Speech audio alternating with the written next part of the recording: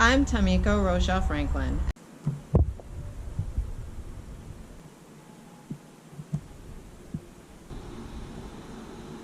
On Creative Conglomerate, you will find our two series. The first is called Creative Cafe, and it is basically a series of conversations with artists where we talk about various issues surrounding content, creative content, musical works, visual works of visual art, audiovisual works, literary works, software programs even, and we discuss a little bit about some of the issues surrounding their protection, their monetization, and commercialization, and we also share some strategies on how to more effectively manage those rights. So that's Creative Cafe.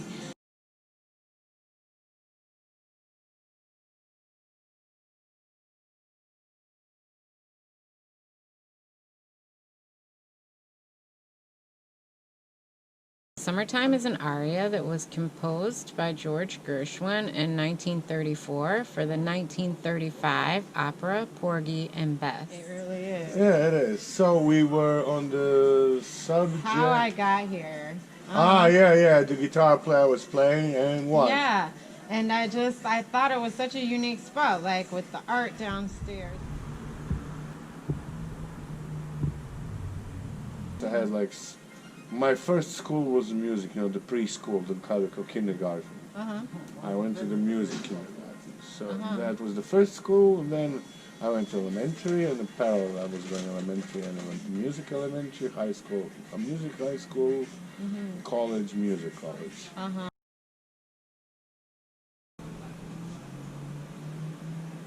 And I thought it was such a unique spot, like with the art downstairs, first of all, like pulled me in, and so Cool. yeah, and the music and live music. I'm trying the basics of my business. Is good music, good value for price of alcohol, and people who are working. Neither of my staff was working as numbs or dumbass. They're all like college people, are working, either studying or working. It was always like that. It was always.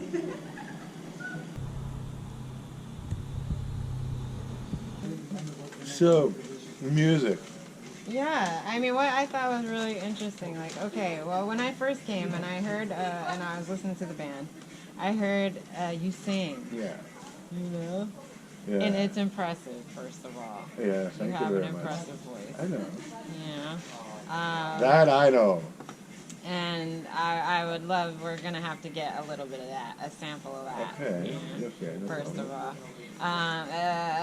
Something public domain so that I can use it, actually. Okay. So we'll think about it. You have to think about that, and Okay. I'll think about that maybe. Because at first I was like, oh my gosh. Because I was thinking, with every creator, I like to co-create with them some kind of work. You know what I mean? And so I was thinking, oh, maybe we could do a duet, like Summertime. But Summertime we can't do. Wouldn't that be cool if you and I sang Summertime? So when we spoke with Dominic, I mentioned that we would maybe co-create a work, and that was that what I wanted to do was to that we sing together Summertime, because of course his voice is like amazing and perfect for that, and I thought that it would be like very nice to accompany him. So the idea, right, is that of course whatever song we use, it needs to be cleared. And so I did a little research because I had this feeling like Summertime, it's still got to be protected, by copyright. So Summertime we can't do. Wouldn't that be cool if you and I sing Summertime? Well, we can sing Summertime. I don't think we can. Summertime. Well, we could sing it. Okay, don't, because I can't use it. I can't use What do you it. mean you can use I it? can't use it without paying for it. For fuck's sake. Yeah, so there's that. This Summertime is the perfect example to break down the various parts of a musical work, right? Because you have the composition that was by Gershwin. You have the actual lyrics that were by Du Bois Hayward, who was the author of the novel Porgy, and that was written in like 1927 or something, his novel. But then he sat with Ira Gershwin, and apparently he wrote the text. Du Bois Hayward, the author of the novel Porgy, wrote the text with a little bit of input from Ira Gershwin for the 35 opera. So, like, there you have the composition, you have the lyrics, and you have a novel that is, you know, the basis of the opera. You have the opera. You have Billie Holiday's chart-topping version of Summertime a few years later. In one musical work, with one musical work, you kind of like get a very good idea of the different copyrights that can attach to the creations that comprise that musical work. Time is an old school. Yeah, but it's not like... It's not expired yet. No. Oh my God. No. Okay, then I'll sing some opera, and that's it. And then you're gonna just be a non-singing role. Some opera might. No, I want to sing too. We'll find something. I'll think of something. Like. Yeah. I spoke to an elder the other day. I had a CD that he bought for me, and he bought a CD. You know what I mean? A lot of people in the street bought a CD. So I was waiting for father to get over and give him a CD, and I got over there. And so as we're looking at the album art, we started talking about it. I'll tell you one of the things he said. Okay. Now, this is not a context, so I'm not sure if it'll hit you the same way. Okay. We're living in a world of unquestioned answers. Huh. A lot of people think they're looking for answers to their questions, and they're living in a world of unanswered questions, and it's really the contrary. We're living, the answers are all around us, and people aren't asking the question. For the questions. Yeah. Wow.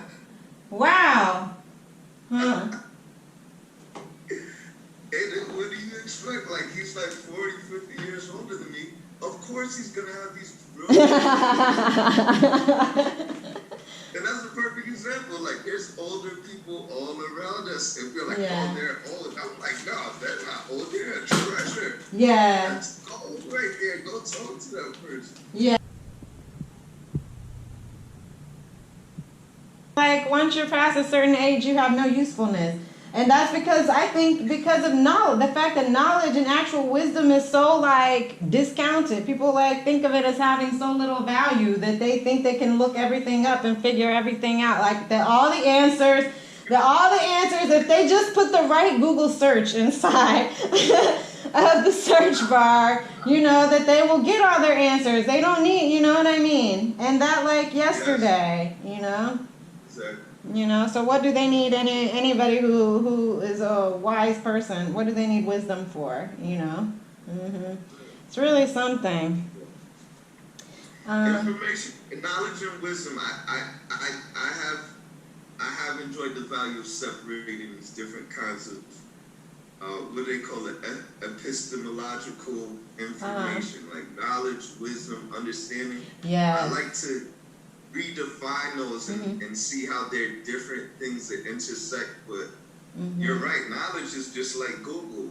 Wisdom is like, oh, when you do this, this may happen. And then I feel like understanding is kind of like what we're doing now. It's like when you really mastered something to a great extent, but you enjoy talking to other people because it's like, the subtleties mean so much. Yeah. You know what I mean? Yeah. What's funny is that I was having a conversation with a guy who's a venue owner, operator here, and also like a classically trained musician, singer, you know, like opera or whatever. And so, but you would never know it, like looking at the dude or talking to the dude. You would never know.